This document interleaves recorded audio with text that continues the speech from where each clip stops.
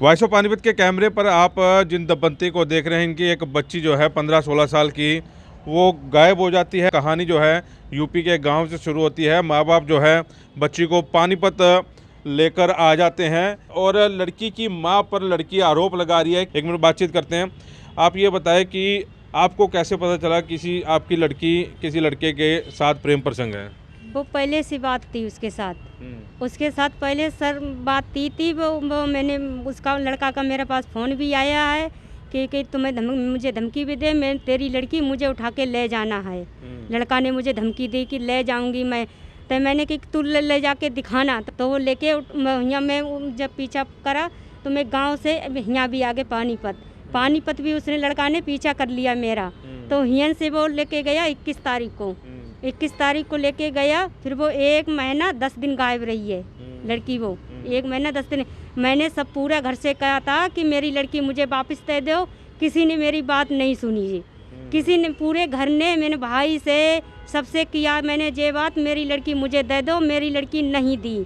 जब उसका मैं यहाँ थाने में लिखाई थी 21 तारीख को रिपोर्ट, मैंने 22 तारीख को लिखाई थी।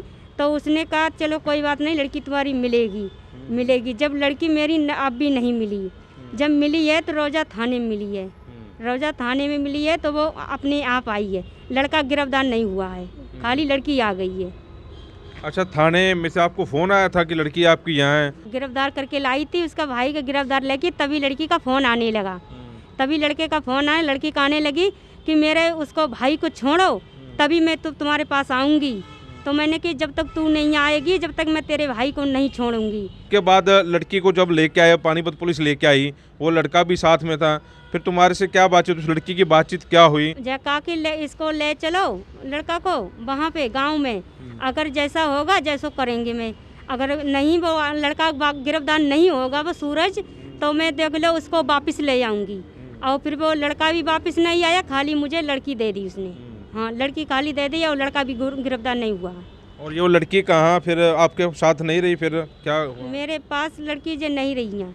हाँ, ये लड़की थाने में रही थी। फिर ये बात कैसे आई कि लड़की जो है आपके ऊपर आरोप लगाए हैं? हाँ, इसने जो करवाया हुआ करवाया है। देखो लड़के वाले ने कि लखनऊ में करवाया गया है कि चिट्ठी लिखवाई एक थी है वकील से कोई से कि मेरी माँ और मेरे फूफा मुझसे धंधा करवाते हैं जी।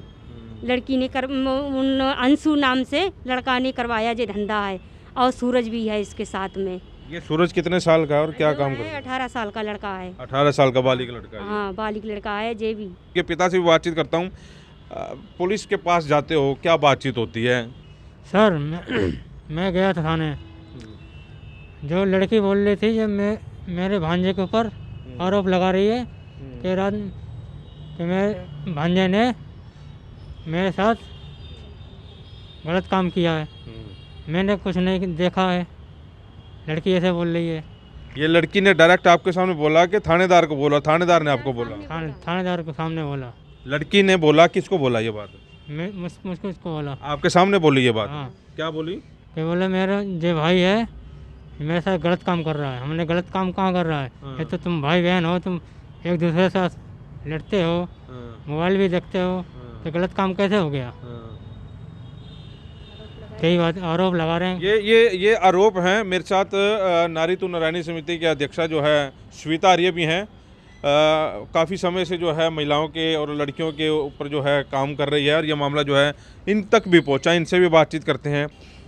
सबसे पहले तो कुलवंत जी, आप जो बेटियों की हमेशा ही आवाज़ उठाते हो कि भी इस तरीके से बेटियां घर छोड़ के जा रही हैं, ये भी ऐसा ही एक मामला है कि ये पीछे से ही लड़के और लड़की के आपस में दोनों की दोस्ती थी।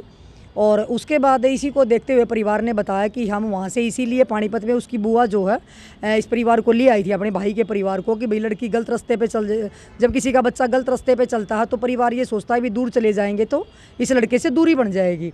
तो उसके बाद ये वहाँ से शाहजहाँपुर जो है वहाँ से ये यहाँ पे पानीपत में आके रहने लगे। 4 महीने पहले ही ये परिवार यहाँ पानीपत में आया है, लेकिन उसके पीछे ये लड़का यहाँ पे आ गया और वो लड़की को लेके 21 या 22 नवंबर की बात ये बता रहे हैं कि भी लड़की को लेके दिल्ली अपनी बहन के घर चला गया।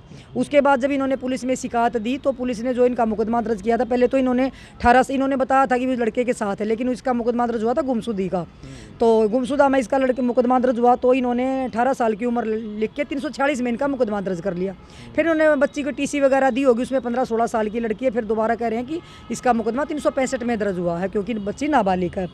तो उसके बाद जब इन्होंने बाई नेम बता रखा था भी उस लड़के के साथ गई हुई है, गांव का ही मामला है भाई, पहले से ही लड़का और लड़की दोनों बात करते थे, इसी वजह से हम यहाँ पानीपत में आए हैं। इन्होंने ये बातें जब पुलिस को बताई थी तो पुलिस ने उसके भाई को उठा लिया था। जो ये बता रहे, मुझे नहीं पता उठाया था, ये कह रहे भाई को उठा लिया था। भाई को उठाने के तुरंत बाद ही वहाँ से लड़की का फ़ोन आ गया था कि भाई अपनी माँ के पास है, कि उसको छुड़वा दो भैया को और हम आ जाएंगे। और उसके बाद वो यहाँ नहीं आए, पानीपत थाने में नहीं आए, लेकिन वो उस लड़के ने वहाँ जो इनका थाना लगता था यूपी में, उस थाने में लड़की को छोड़ दिया। और लड़का जो है उसने वहाँ के कोई प्रधान है उससे बात करी फ़ोन पे, और लड़के के नंबर से ही बात करी थी। और यहाँ से पुलिस और इसके माता पिता जाके लड़की को वहाँ जब लेने के लिए गए तो लड़की थाने में मिली थी। लेकिन पुलिस ने आईओ से भी मेरी बात हुई थी, उसने बताया था कि भाई अभी तक लड़के का जो नाम है लड़की नहीं ले रही, तो जब वो लड़की नाम लेगी लड़के का कि भी फलाने लड़के के मैं साथ थी, तब उसके ऊपर कार्रवाई करेंगे, क्योंकि अभी तक लड़की ने लड़के का नाम नहीं लिया। लेकिन ये भी बात उन्होंने मेरे को कही थी कि भाई आपको भी पता है बहन जी और हमें भी पता है कि लड़कियां जो है कई बार क्या होता है कि परिवार वाले जो लड़के के साथ जिसके साथ जाती है वो लड़का उसको बोल देता है भाई मेरे खिलाफ आप मत जाना, और दोस्ती है उनकी तो वो खिलाफ भी क्यों जाएगी। और वो फिर वो क्या करते हैं कि बस अपने बचाव में वो लड़की के परिवार के ऊपर दबाव बनवा देते हैं कैसे भी करके। तो उसने 2 तरीके दबाव डाला कि मेरी माँ मेरे से गलत काम करवाने की कोशिश कर रही थी। कोई माँ बाप ऐसे थोड़ा करता, सबको पता है वो यहाँ से यहाँ तक आ गए, अगर उन्होंने ऐसा करना होता तो वो यहाँ क्यों आते। तो ये तो सबको पता है कि झूठ बोल रही है लड़की अपने उस लड़के को, आशिक को बचाने के लिए।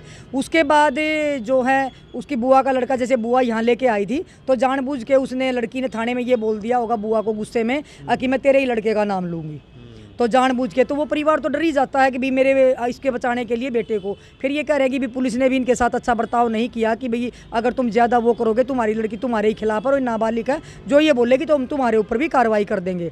और अभी भी ये कह रहे हैं कि इन्होंने किसी को कॉल किया होगा तो उसके बाद तुरंत इनके ऊपर दबाव भी आ रहा है कि भाई तुम्हारी लड़की वापस आ गई तो आप ही क्यों पुलिस के पास बार बार में जा रहे हो, पुलिस तुम्हें गिरफ्तार कर लेगी, पुलिस तुम्हारे खिलाफ मामला दर्ज कर लेगी। ये तो गलत बात है ना, इस तरीके का कोई दबाव बनाना। एक तो पहले से तो जिसका परिवार जिसकी बेटी चली जाती है उसकी वैसे ही इज्जत आपको पता ही है, उसके बाद फिर उसकी हमदर्दी की बजाय परिवार की सहानुभूति की करने की बजाय उनके साथ गलत व्यवहार किया जाता है, तो ये सरासरी गलत है। तो बच्चे किसी के भी गलत हो सकते हैं। अच्छा, इस मामले को लेकर अब आगे कुछ आप परिवार की मदद कर रही हैं? देखो ऐसा है कि परिवार के ऊपर अगर नाजायज़ ही है कि अपने परिवार के ऊपर लड़की खिलाफ जाएगी, परिवार के या बुआ के लड़के के खिलाफ, अगर लड़की 15 साल का लड़का जिसके बारे में पुलिस के सामने वो इस तरीके से बोला जा रहा है, अगर ऐसी कोई बात है भाई उस जिसके साथ गई हुई थी उस लड़के को बचाने के लिए, अगर ये अपनी बुआ के लड़के का नाम इस तरीके से लेगी या अपनी माँ का इस तरीके से या नाम लेगी, तो मैं इसके लिए एसपी साहब से भी बात करूँगी। और इस तरीके से पुलिस वालों ने भी डटना चाहिए था उनको, और उस लड़के को भी पुलिस ने उठा के लेके आना चाहिए था जो लड़का उसको लेके गया हुआ था, क्योंकि उसने लड़का सामने आ नहीं रहा, लड़की के ऊपर से दबाव बनवाया जा रहा है और बार बार में लड़की से उल्टे सीधे बयान करवाए जा रहे हैं। और कुलवंत जी ये पहली घटना तो नहीं है, बहुत सी ऐसी घटनाएं आपके सामने आपने भी देखा है कि 393 ऐसी बेटियां हैं जो नाबालिग घर छोड़ के गई है, वो किसी न किसी के बहकावे में। आप एक चीज़ जैसे आप भी कह रहे थे कि 1155 जो है बालिग और नाबालिग बेटियां या महिलाएं जो घर छोड़ के जा रही हैं, तो आप ये मानो 1155 अगर किसी के साथ गई हैं तो कोई ना कोई पुरुष ही उनके साथ तो कोई ना कोई पुरुष ही गया है ना। तो मैं तो ये आपके चैनल के माध्यम से एक बात और पूछना चाहती हूँ कि जब लड़कियों की या महिलाओं की गुमशुदा की तलाश लिखवाते हैं भाई हमारी बेटी गुम होगी या मेरी पत्नी गुम होगी, तो उसके साथ उन पुरुषों के परिवारों ने भी जाना चाहिए कि भाई हमारा लड़का गुम हो गया, क्योंकि कोई ना कोई 1155 के साथ लड़के भी तो कोई ना कोई साथ गया ही होगा, तो गुमशुदा थे यानी दोनों ही होते हैं, लड़का भी और लड़की भी। और ये बहुत गलत मैसेज समाज में जा रहा है कि भी इस तरीके से परिवार छोटी छोटी बच्चियाँ, क्योंकि उनके ऊपर कार्रवाई नहीं होती। अगर 2-4 के ऊपर अच्छी तरीके से कार्रवाई हो जाए, अगर लड़की किसी के साथ जा रही है, लड़का किसी उनके ऊपर 2-4 के ऊपर कार्रवाई हो जाए तो ये रुक सकता है मामला। लेकिन क्योंकि उनके हौसले बुलंद क्यों होते हैं, क्योंकि उनके ऊपर कार्रवाई नहीं होती। कार्रवाई नहीं होती, परिवार को दबाया जाता है, लड़कियों को बकाया जाता है, उनको ऐसी पट्टी पढ़ाई जाती है कि परिवार के खिलाफ ही लड़कियाँ हो जाती हैं।